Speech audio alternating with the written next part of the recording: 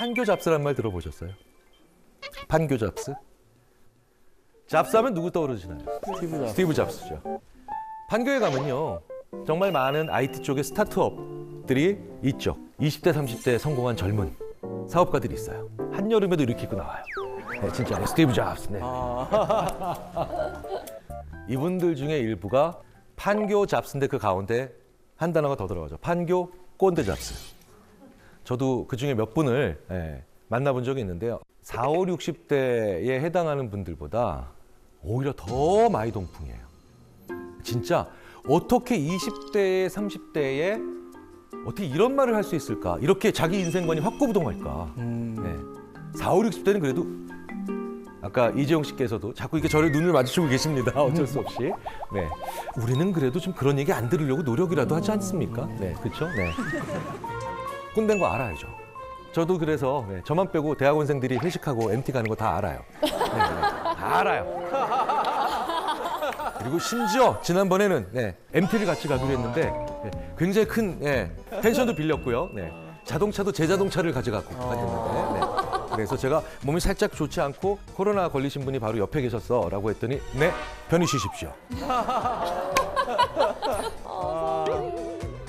저희는 알아요. 그래서 어느 정도는 알아요. 근데 진짜 이 젊은 꼰대 이분들은요. 진짜 자기는 절대 아니라고 생각합니다. 왜냐? 내가 젊거든요. 나이가. 그런데 이 사람들이 제일 좋아하는 것 중에 하나가 같은데 그렇게 서열을 중요하게 생각해요. 좀 과도하게 싶을 정도로 집착을 해요. 그러니까 내가 윗사람이다. 그렇기 때문에 자기중심적인 그 얘기들을 굉장히 많이 하고 자기만 합리적이라고 생각을 하는데 실제로는 하나도 합리적이지 않은 거죠. 자, 이렇게 심리학에서 이런 젊은 꼰대들의 특징을 봤는데 몇 가지 유형이 있어요. 첫 번째가 바로 뭐냐? 어린 나이에 크게 성취한 사람. 이렇게 되면 무조건 젊은 꼰대가 된다가 아니라 이분들은 조심하셔야 된다는 뜻이에요. 또 게다가 어린 나이에 큰 성취한 사람들이 절대로 하지 않는 게 질문이에요. 이전 세대와 달리 요즘에는 디지털 네이티브라서 더 이상 선배에게 질문을 많이 할 필요도 없고 실제로도 많이 하지 않기 때문입니다. 내가 인터넷상에서 필요한 지식을 다 가질 수 있다고 생각을 하는 거죠. 그런데 질문을 많이 하지 않는다는 것 자체가 사람을 위험하게 만듭니다. 지식의 양이 많은 게 중요한 게 아니라 그 지식을 어떻게 연결하느냐의 차이가 나죠. 내가 질문해야 그 사람도 질문하거든요. 결국은 질문하고 질문받는 자가 지식을 지혜로 리포맷합니다. 질문하는 후배들이 진짜 성장할 후배들입니다. 두 번째, 자기가 세운 규칙이나 규범으로 굉장히 단순하게 세상을 이해하려고 하는 사람들, 이런 사람들이 또 젊은 꼰대에 해당합니다. 예를 들자면 7시 이전에 출근하지 않는 자는 일하지 않는 자야. 뭐 이런 게 있어요. 심지어는 미신적인 행태를 해요. 7시 이전에는 뭔가 기운에 좋은 기운이 있다는 둥. 왜 제가 그런 거 봤더니 그 사람은 실제로 7시 이전에 회사에 출근하는 그런 아침형 인간들과 주로 일을 했기 때문에 그때 당시에 성공을 했던 거였어요. 근데 재밌는 건 저녁형 인간들이 있거든요. 저녁형 인간들이 있어요. 저녁형 인간들이 창조적인 인간들이 많아요. 어쨌든 이렇게 우연의 일치의 하나로 특정한 요인을 성공하면 그게 이제 행동의 원칙이 됩니다. 그리고 그 행동을 하지 않는 사람은 무조건 나쁜 사람이에요. 혹은 원하지 않는 사람이거나 무능한 사람이에요. 이런 피상적인 생각을 하는 유형의 사람들이 결국 또 젊은 꼰대가 됩니다. 이런 사람들을 보면 많이 답답하죠. 저는 그게 너무 어렵더라고요. 꼰대 짓을 하지 않으면서 그러니까 좀 지혜롭게 잘 조언을 하고 후배들과 좋은 관계를 맺을 수 있는지 좀 실질적인 팁이 있으면 좀 부탁드릴게요. 그것에 대해서 정말 고민을 많이 한 미국의 언어인지 심리학자가 있습니다. 마이클 토마슬러라고 하는 분인데요. 두 가지 원칙을 지키면 내 말이 훨씬 더 꼰대스럽지 않게 하지만 내 경험이 더 잘 그들에게 스며들 수 있고 후배들도 들을 수 있는 말이 된다고 합니다. 바로 뭐냐면 성공은 기술하고 실패는 설명해라. 기술, 조선왕조실록 있는 그대로 써주는 거예요. 성공한 건 선배님 그때 성과가 좋으셨다면서요. 야 그때 말이야 남북관계가 그때 정상화가 됐어. 유가가 그때 떨어졌지. 조선왕조실록처럼 담담히 그때 당시의 정황만 얘기해 주는 거예요. 들어가면 안 되는 게 뭐냐? 나. 실패는 설명하라. 설명은 삼국지 주인공 있는 거죠. 선배님 그때 왜 이렇게 안 좋았다면서요? 아 그때 내가 뭐가 문제였냐면 말이지. 그러면 내가 가진 경험을 완전히 받아들일 준비가 돼 있죠. 요거 거꾸로 하죠 대부분. 자기의 성공을 설명하죠. 그렇죠. 신나게 그냥 나의 네, 무공을. 그렇지. 밤을 자지 않고. 근데 되게 재밌는 건 그런 선배가 자기의 실패는 기술해버리면 되게 기만적으로 보이죠. 그때 국제 정세가 안 좋았어요. 그때 유가가 지금 저참하게 떨어지고. 변명 같고. 성공은 기술하고 실패는 설명하면 굉장히 후배로서는 받아 적고 싶은 선배들의 말이죠.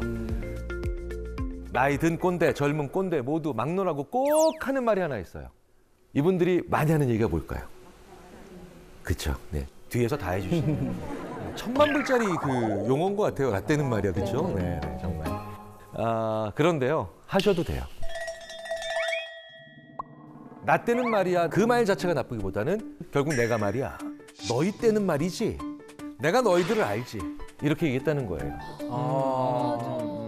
그 세대를 비교해버리면서 혹은 차별하면서 균형이 무너지는 말이 됩니다. 그래서 라떼는 말이야보다는 우리 때는 말이야가 좀 더 괜찮아요. 내가가 아니라 우리 때는 말이야 우리가 이렇게 힘을 합쳤어 이렇게 얘기하면 그래?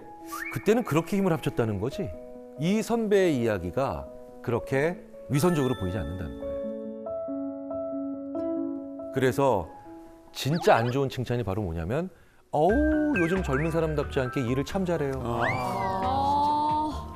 요즘 젊은 사람을 한 방에 보내버리는 말이죠. 근데 우리가 이런 말 되게 많이 해요. 반대로 우리 이재용 씨께서 김용준 씨한테 이런 칭찬 들었다고 생각해 보세요. 기분 되게 이상할걸요? 어머 선배님 나이 드신 분답지 않게 옷을 참 잘 입으십니다. 나이 드신 분답지 않게 옷을 참 잘 입으십니다. 어머. 그 세대 내를 비교하거나 뭔가 우열을 매기면서 칭찬하거나 아니면 심지어는 덕담해도 좋은 결과는 안 일어납니다. 가장 좋은 칭찬과 대화는 우연한 득점에 있습니다. 어렸을 때 제가 아무 생각 없이 신발을 다 나가실 때 편하게 신도록 돌려놨어요. 그런데 이모 중에 한 분이 이러시더라고요. 어머 누가 이렇게 기특하게 신발을 다 돌려놨어서 나갈 때 편하게 신기에 저요 이모. 아우 역시 경일. 저한테 40년 동안 기억나는 말이죠. 이렇게 우연한 득점이 있어요. 우리의 뇌는 거기에 강하게 반응합니다. 내가 큰 의미 없이 하는 행동, 아무 생각 없이 하는 행동인데도 이 행동이 조직, 혹은 우리 집, 가정, 혹은 우리 학교에 도움이 되는 이타적인 행동이라면 누군가가 그걸 놓치지 않고 아 이거 누가 했어? 고마워. 아유 이거 요긴한 행동이네. 이렇게 덕담 받아본 이런 사람들이 어떤 사람으로 변할까요? 바로 자율적이거든요. 요즘 후배들한테 이런 얘기하는 분들이 있어요. 얘네들 시킨 일만 해. 결국 뒤집으면 무슨 얘기예요? 시킨 일 잘해왔을 때만 내가 칭찬하고 격려했다는 얘기가 되죠. 이렇게 시킨 일 잘해왔을 때만 보상받는 사람들은 정말 시키는 일만 하게 되는 거죠. 우리 어른들이요. 우리 후배 세대들, 우리 자녀 세대들이 큰 의미 없이 하는 행동도 분명히 사회에 도움이 되고 있는 정말 많은 그런 행동들이 있을 겁니다. 그런 행동들을 하나씩 찾아내서 잘했다, 고마워 라고 해주면서 우리는 그들과 훨씬 더 자율적으로 공존할 수 있는 그런 사회가 될 수 있지 않을까라는 생각이 듭니다. 네. 타인에 대해서 알려면요. 제일 좋은 건 이런 표현을 저희들이 많이 했습니다. 그 이해할 수 없는 모습이 분명히 내 안에 있을 거라는 거죠. 네. 그리고 그걸 발견하게 되면 그러면 그때부터는 내가 주인공이 되니까 그 사람이 왜 그러는지를 알아내기가 굉장히 쉬워져요. 내 안에 저 사람이 보이는 아주 이상한 모습이 좀 정도는 약하더라도 나한테 있다라고 하는 걸 알아낼 수 있는 제일 좋은 근거가 바로 뭐냐? 평상시에 일기 써놓으시는 거예요. 네. 여기서 중요한 팁 하나가 있습니다. 일기를 아침에 쓰세요. 어저께 일어난 일이잖아요. 그 감정 속에서 살짝 벗어나와서 쓰는 거예요.